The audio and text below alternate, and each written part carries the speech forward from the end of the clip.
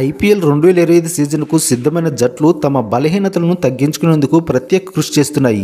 అయితే కొన్ని జట్లు ప్రత్యేకంగా ఫేస్ బౌలింగ్ విభాగాన్ని బలోపేతం చేయడంలో సఫలమయ్యాయి. ఫేస్ బౌలర్లు భాగస్వామ్యాలను విడదీయడం, డెత్ ఓవర్లో నియంత్రణను కల్పించడం వంటి కీలక బాధ్యతలనైతే నిర్వహిస్తున్నారు. ఈ కారణంగా ఫేస్ అటాక్ పటిష్ట ఐపీఎల్ విజయానికి ఎంతో కీలకంగా మారనుంది. అయితే ఈ వీడియోలో టాప్ 3 బౌలర్ల జట్ల గురించి ఈ వీడియోలో మనం తెలుసుకుందాం. మొదటగా గుజరాత్ టైటన్స్.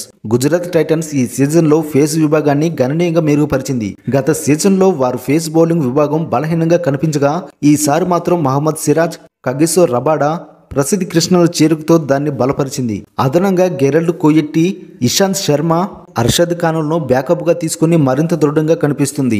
అయితే సిరాజ్, రబాడా పవర్ ప్లేలో ముమ్మర దాడిని ప్రారంభిస్తే కృష్ణ మద్దతుగా నిలుస్తాడు. డెత్ ఓవర్లో కూడా ఈ త్రయం బాగా రాణించగలదు. అందువల్ల గుజరాత్ ఫేస్ దాడి సమతుల్యంగా ఉంటుందని చెప్పొచ్చు.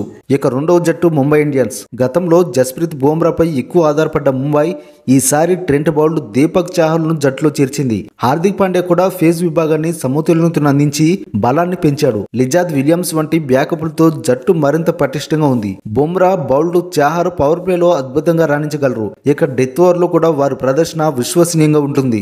ఇక నెంబర్ 1గా సన్ రైజర్స్ హైదరాబాద్. ఐపీఎల్లో బౌలింగ్ అటాక్ అనగానే గుర్తొచ్చే మొదటి పేరు హైదరాబాద్. ఈ సీజన్లో దూకుడు బ్యాటింగ్ లైనప్తో పాటు గట్టి ఫేస్ అటాక్ను రూపొందించింది. పాట్ కమిన్స్ నిలుపుకొని మహమ్మద్ షమి, హర్షల్ పటేల్ను జట్టులోకి చేర్చింది. షమి, కమిన్స్ పవర్ ప్లేలో కీలక పాత్ర పోషిస్తే డెత్ ఓవర్లో హర్షల్ పటేల్ కీలకంగా వ్యవహరిస్తాడు. షమి, హర్షల్ ఇద్దరు గతంలో పర్పుల్ క్యాప్ విజేతలు కావడం జట్టుకు గొప్ప అనుభవాన్ని అయితే తెచ్చిపెట్టింది. బ్రైడన్ కార్సే, జయదేవ్ ఉన్నద్గట్, సిమర్జిత్ సింగ్ వంటి బ్యాకప్లతో సన్ రైజర్స్ ఫేస్ అటాక్ మరింత బలంగా కనిపిస్తుంది.